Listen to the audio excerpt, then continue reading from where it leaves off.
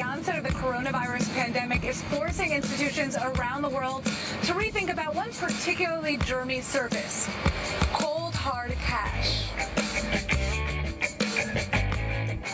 This is going to be hard to hear, but according to multiple studies, microorganisms found living on the surface of cash and even credit cards range from mouth and vaginal bacteria to flu-like viruses.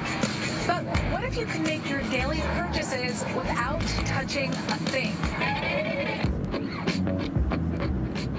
Welcome to Sweden, where thousands of people are inserting tiny microchips under their skin so that they no longer have to carry cash, IDs, gym passes, and key cards to get into work. I have 2 microchip implants, one on the right and one on the left. I got the micro implants because I wanted to be part of the future. I don't need keys, so I'm able to actually open the doors with my hands. These tiny chips are about the size of a grain of rice, and they're implanted into the back of the hand with a syringe.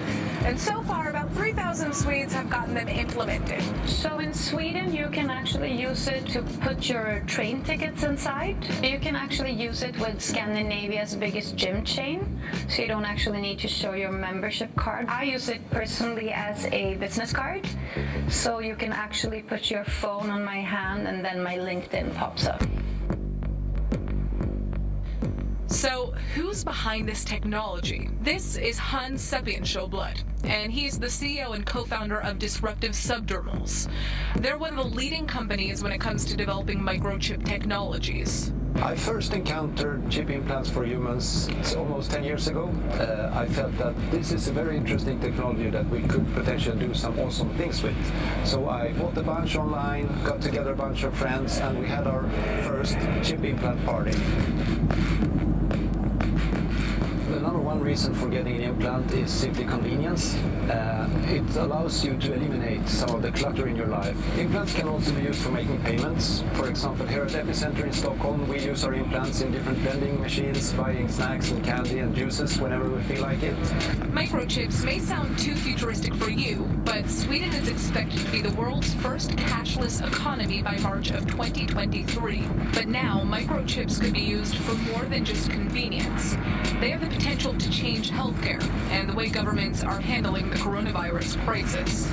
I am convinced that smart implants will provide a marvelous value to people who suffer from different health conditions and need to be able to log their vital parameters on a regular basis.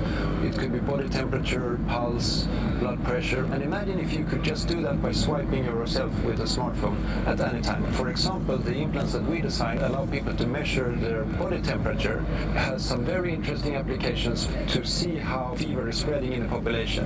And I think that we will really need those tools to not least understand the ongoing pandemic, but in particular to be able to spot future pandemics at an early stage. But how safe is your data in a body chip? So I'm not particularly concerned about the hacking dimension of implants, because ultimately the processing of data doesn't happen in the implant. It's simply a sensor platform. All the processing happens in the smartphone. That's where the data is analyzed and where it's packaged and presented. Cybertech experts still cite potential issues with data handling. If data isn't secure, others can access your info. And once it's out there, it's hard to get back. And in some cases, users could even be giving their data away without even realizing it in the terms and conditions that they sign on their smartphones. But with the way technology is headed, we could see a future where microchip implanting becomes the norm. I believe that I'm going to be able to use my microchips to do payments in the future, identification, tickets. In Sweden, every shop, in every kiosk, in public transport, there are always these touch terminals where people either touch their phone or their wallet with a credit card inside. So this means that the infrastructure for making payments, also with an implant, are already there. The question is, could this Black Mirror type of technology be implemented in other countries?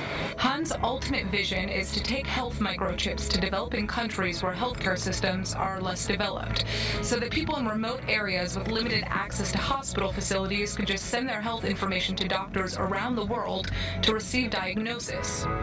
But until that technology is fully developed, would you be willing to get a microchip?